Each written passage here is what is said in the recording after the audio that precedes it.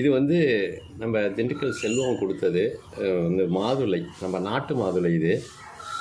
இப்போ சுவைனா ஏன்னா சாப்பிட்ட பிறகு இந்த பரல்கள்லாம் பாருங்கள் எவ்வளோ பெருசு, க்ளோஸில் காட்டுறேன், எவ்வளோ பெருசுங்க. அப்படியே இனிப்பு சுவைன்னு அந்த கடையில் வாங்கினோம்னா நல்ல சிகப்பு நிறமாக இருக்கும், புளிக்கும்.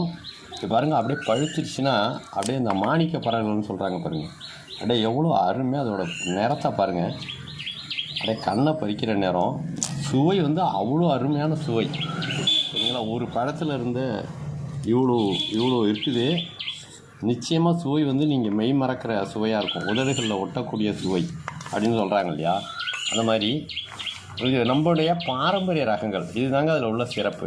இந்த இப்போ கடையிலலாம் நிறைய மாதுளை விற்கிறாங்க, நல்ல சிகப்பு நிறத்தில் பார்த்தீங்கன்னா இருக்கும், 30 ரூபா 40 ரூபாய்க்கெலாம் விற்கிது கிலோ. ஆனால் உரித்து சாப்பிட்டா ஒரே புளிப்பாக இருக்குது, நிறைய பார்த்துருக்கலாம்.